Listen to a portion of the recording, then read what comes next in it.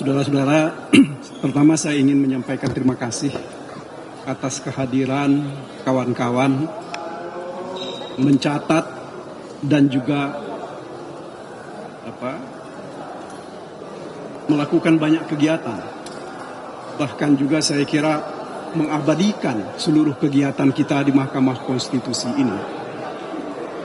Apa yang kita harapkan adalah bahwa seluruh kegiatan kita di Mahkamah Konstitusi ini nanti akan merupakan satu rangkaian dari sejarah dalam membangun peradaban hukum yang adil berdasarkan kebenaran.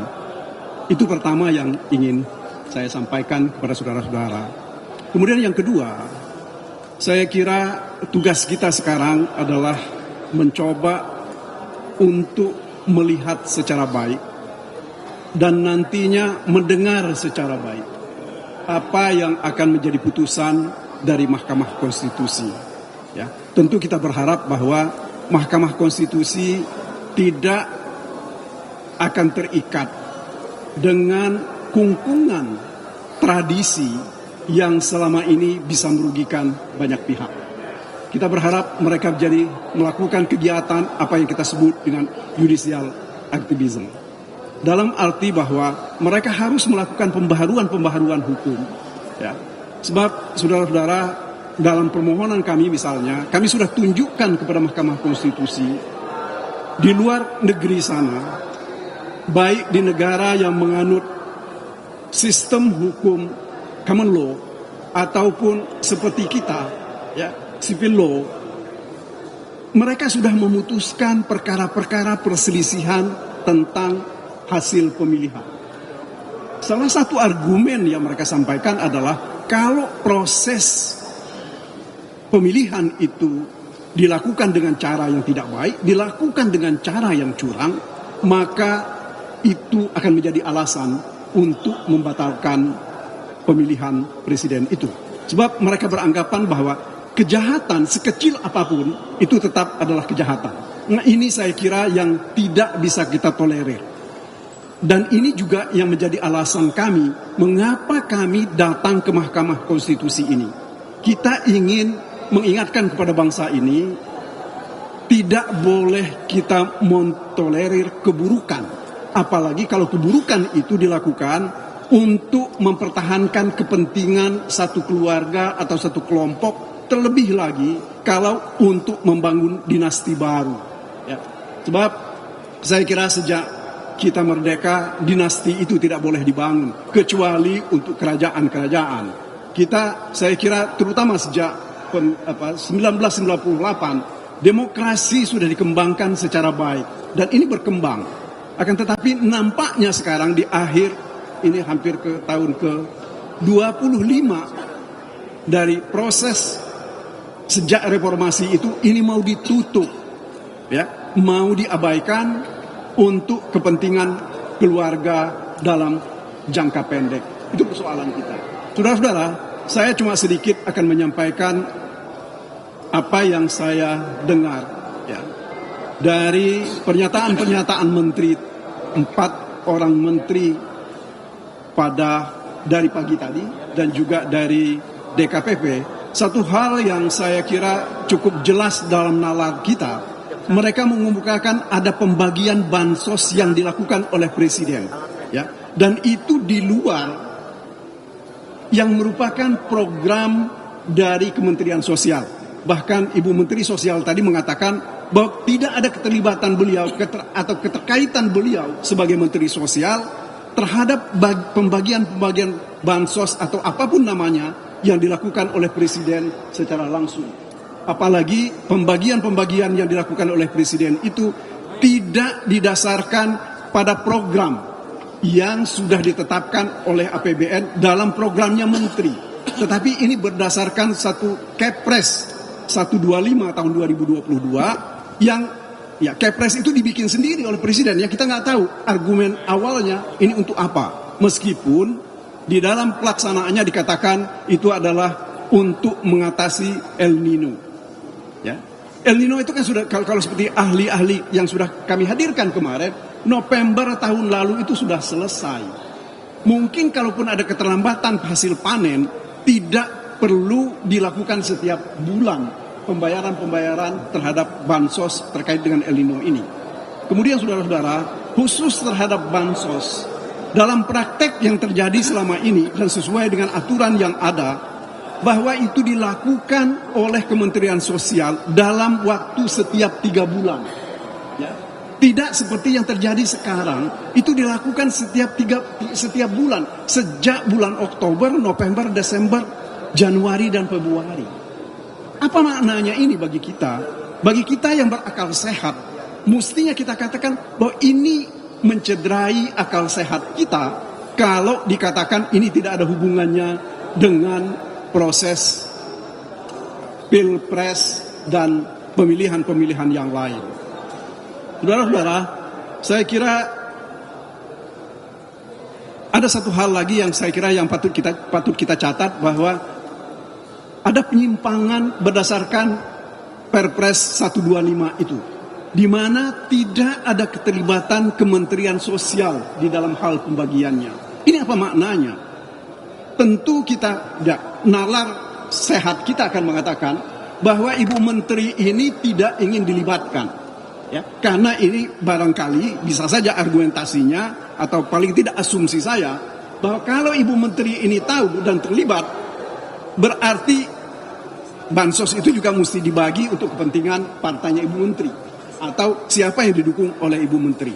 Nah, sementara sekarang kalau dari kemarin saksi-saksi kami mengatakan bahwa di Jawa Tengah itu ada 7 kali atau 10 kali Presiden membagi-bagi bansos. Bahkan kalau saudara-saudara saya ingat betul ada tulisan yang mengatakan bahwa selesai bagi-bagi bansos itu Bapak Presiden minum kelapa muda, ya, di Magelang bersama dengan Cawapres.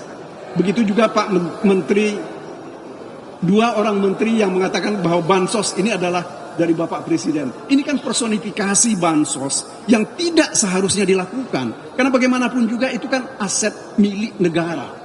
Itu milik kita, kita bayar pajak. Ya, dari pembayaran pajak kita itu diberikan. Jadi saya kira itu yang bisa saya sampaikan. Satu hal lagi, Bang Mulya, mungkin ya, kita berharap bahwa ya mari kita berdoa bersama-sama nanti di dalam hati kita. Mudah-mudahan Tuhan membuka pintu hati para hakim. Mereka dijauhkan dari rasa takut. Misalnya ada ancaman-ancaman dari pihak-pihak tertentu yang akan menjadikan perkara atau mereka akan diperkarakan.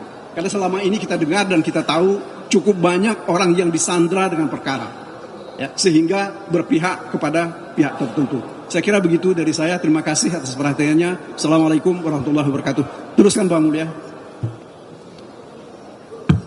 Saudara-saudara, nanti ada Saudara Henry juga, mungkin Saudara Yanwar. Ya. Saya hanya ingin menambahkan hal-hal yang sudah dijelaskan tadi oleh Saudara Magdir Ismail. Tentu kita berterima kasih untuk semua presentasi yang diberikan oleh keempat menteri.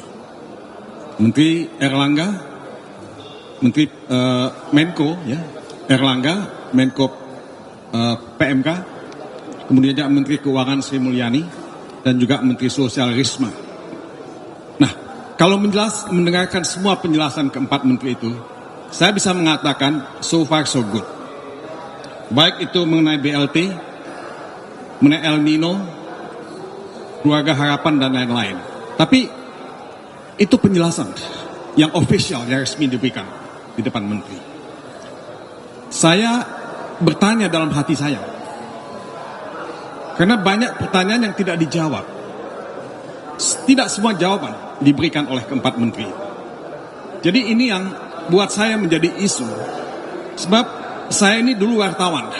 Ketika saya datang ke Jakarta, saya diajari oleh almarhum Mokhtar Lubis yang mengatakan, jangan hanya membaca apa yang ditulis, bacalah apa yang tidak ditulis.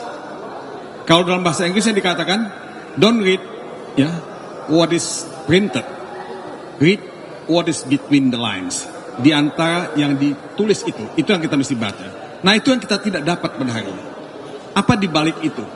Ya. Jadi saudara-saudara, tadi Kemenko PMK bicara mengenai negatif externality, ya, hal-hal yang negatif ya, dari hal-hal eksternal yang negatif ya. Nah, dia bilang tidak ada itu, baik itu yang disengaja maupun yang tidak bisa dihindarkan.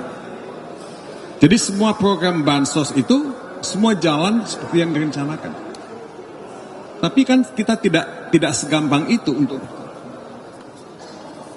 ya, karena kita melihat kalau kita membaca dan mendengar video yang beredar, itu Menteri Menko Erlangga tadi mengatakan semuanya fine-fine aja, nggak ada masalah. Presiden dalam menjawab pertanyaan Hakim Mahkamah Konstitusi Arief Hidayat, apakah ada pesan-pesan atau ada hal-hal yang aneh? Dia bilang nggak ada sama sekali. Tapi kan dalam memori kolektif kita sebagai anak bangsa, memori kolektif kita itu tidak akan pernah hilang. Kita melihat Menko Erlangga membagi-bagikan bansos dan mengatribusikan bansos itu pada Jokowi. Dan oleh sebab itu mesti memilih anak Jokowi. Mendak Zulkifli Hasan melakukan hal yang sama, mengatakan bansos itu dari Jokowi, dan karena itu kita mesti berterima kasih kepada Gibran. Nah, itu memori kolektif kita tidak bisa dihilangkan.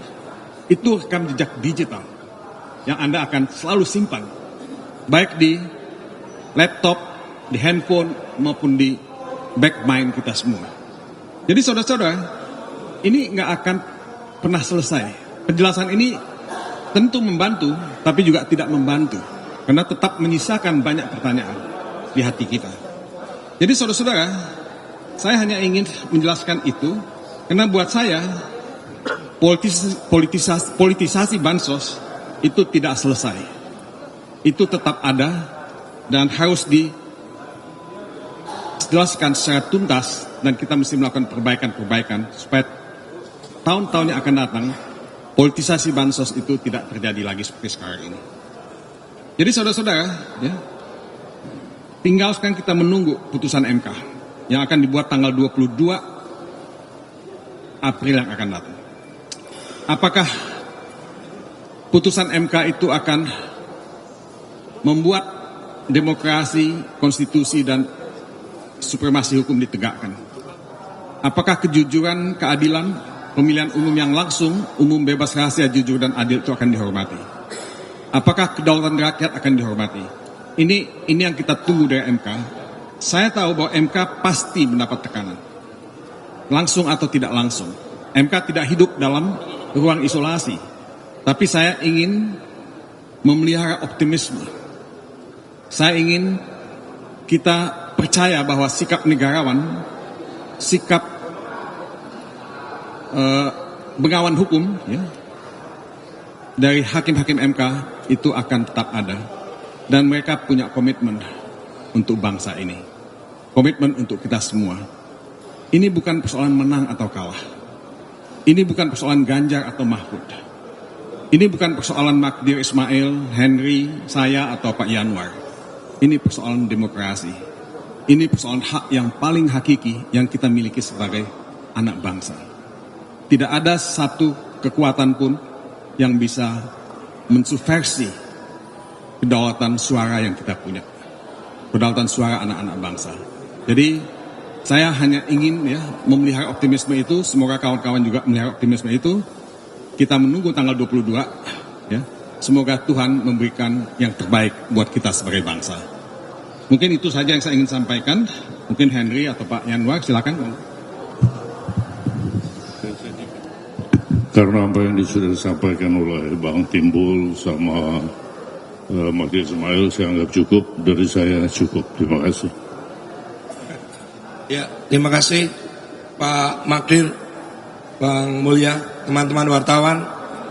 Kita semua tadi sudah menyaksikan bagaimana dan mendengar bagaimana para menteri memberikan keterangan, tetapi itu terbatas pada regulasi. Kalau regulasi kita tidak bisa tutup mata, pasti dibuat sangat bagus, pasti dibuat sesuai dengan tahapan-tahapannya. Tetapi keterangan para menteri tadi tentu saja berbeda dengan keterangan para saksi yang pernah kami hadirkan.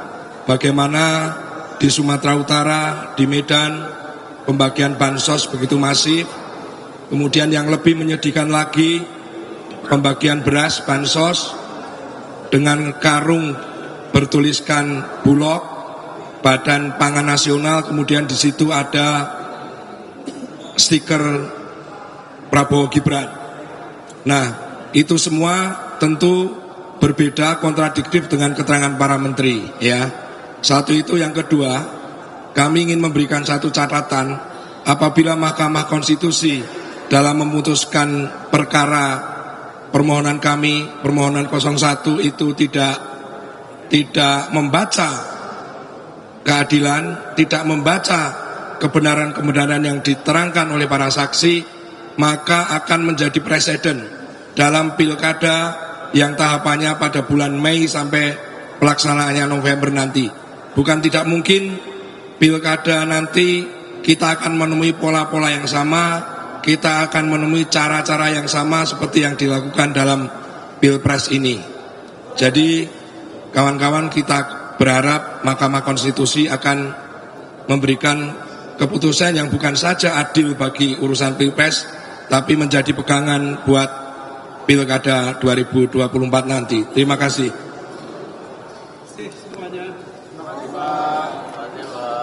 Selamat Idul Fitri bagi saudara-saudara yang merayakannya. Taqabbalallahu minna wa minkum, taqabbal ya karim.